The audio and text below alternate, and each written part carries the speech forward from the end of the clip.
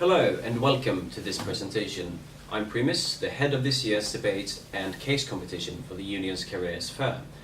In this video presentation, I'd like to make things a little clearer what the ICC actually is, the International Criminal Court, and its relation in international affairs. With me to help with that is Letizia. Hello. Thank you very much for having me here. Hello everybody. You're much welcome. Letizia, could you please, in 5 basic steps, explain to us what the ICC is? Yes, I try my best to communicate my knowledge about the ICC using basic terms and presupposing that none of us have prior knowledge on the ICC. So, what is the ICC? The ICC is the first permanent international criminal court in history entrusted with the prosecution of international crimes, namely war crimes, crimes against humanity, genocide, and acts of aggression. To date, we have 124 states that are party to the so-called Rome Statute, or the Statute of the International Criminal Court. There is an international agreement establishing the ICC in 1998, which came into force in 2002. Okay. Mm-hmm. But could you clarify for us how this makes the ICC different from precedent criminal tribunals, such as the one for Yugoslavia?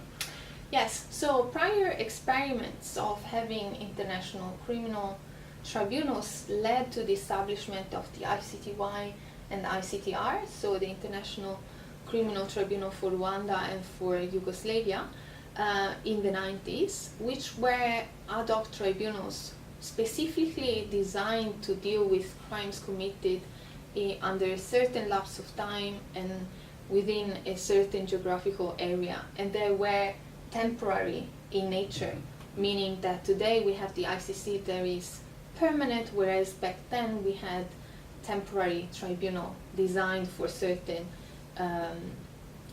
violations committed during certain conflicts.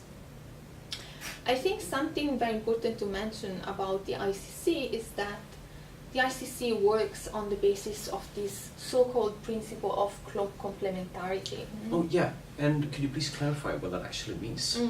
So the principle of complementarity puts an emphasis on the role of domestic courts in prosecuting international crimes.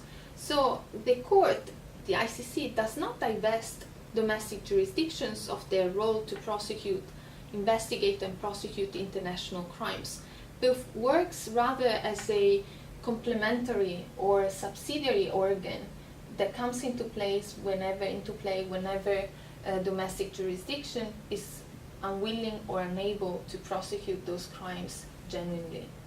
Mm-hmm.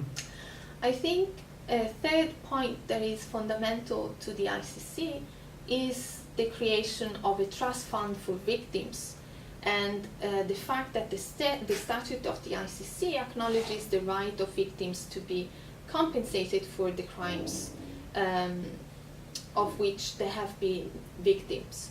And the court has acknowledged, importantly, the liability of convicted individuals to pay compensation for the victims. So far, this has happened in 3 different instances. A fourth point is that the ICC is able to prosecute high-ranking officials. So we are dealing with state crimes that have large-scale commission, which means that these crimes are often committed with the tolerance, if not with the aid and under the order of high-ranking leaders, which in foreign domestic jurisdictions will be covered by immunity. So the ICC is in fact able to prosecute those high-ranking officials without being barred by immunity issues. And finally, it's important to underscore the link between the UN Security Council with the ICC. The statute of the ICC provides for a mechanism through which the UN Security Council can trigger the jurisdiction of the ICC when crimes are committed on the territory of a non-state party even, or by nationals of a non-state party, so outside of the constraint normally recognized to allocate jurisdiction. And this is an important step in the sense that it virtually makes the ICC a universal court that can involve all states.